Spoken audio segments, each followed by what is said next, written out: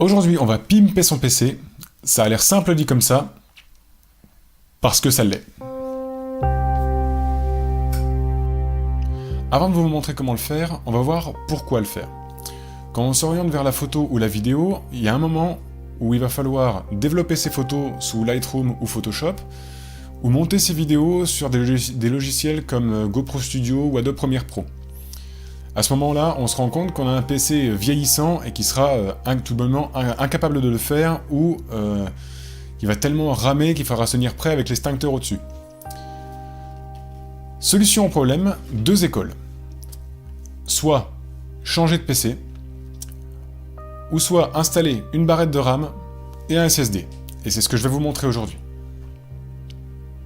Là, on va passer d'un disque dur mécanique à un SSD.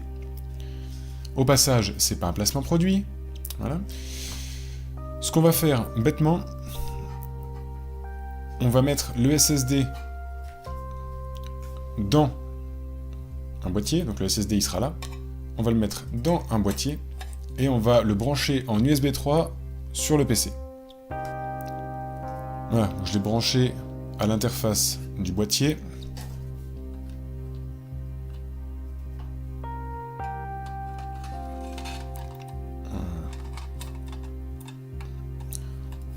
On rajoute les vis et on le branche en USB au PC.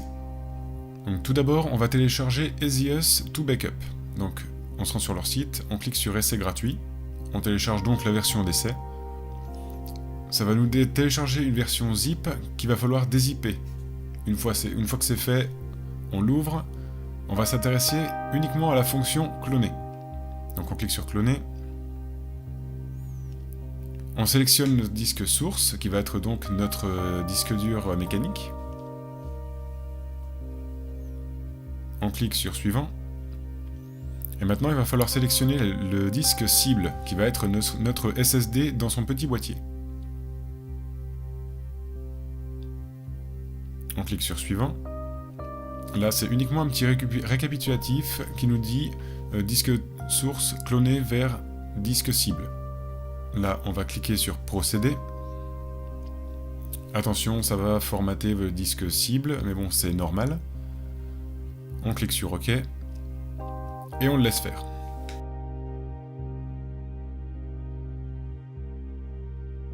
Une fois que c'est terminé, on clique sur OK. Et c'est fini. Maintenant, il est temps de mettre les mains dans le cambouis. Donc on commence par tout débrancher.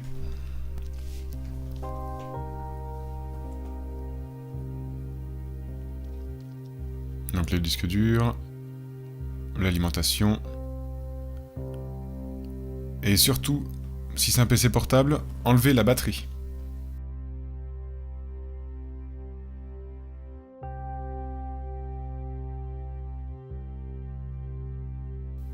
Alors on commence par dévisser le capot arrière.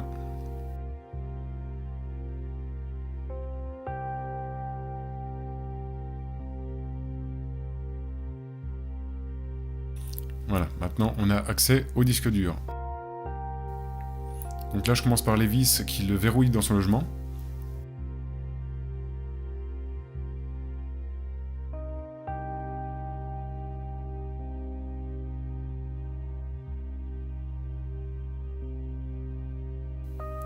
On le déclipse.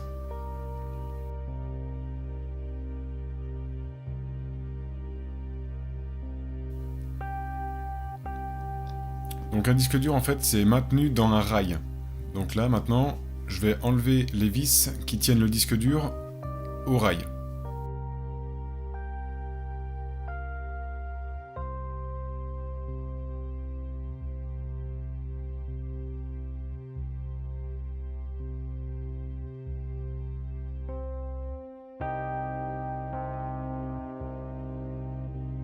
Donc là on retire le SSD de son boîtier.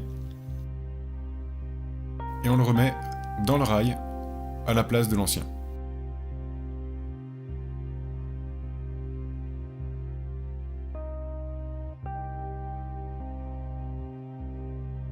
Il ne nous reste plus qu'à reclipser le SSD dans le logement et on remet les vis de verrouillage. J'ai pas tout reçu en même temps, donc quelques jours plus tard, j'ai reçu la RAM, et c'est à ça qu'on va s'attaquer maintenant.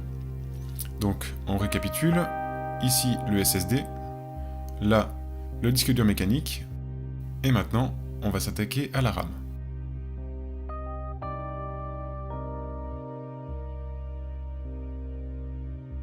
On pousse les ergots sur le côté, ce qui la libère. Il y a juste à tirer dessus.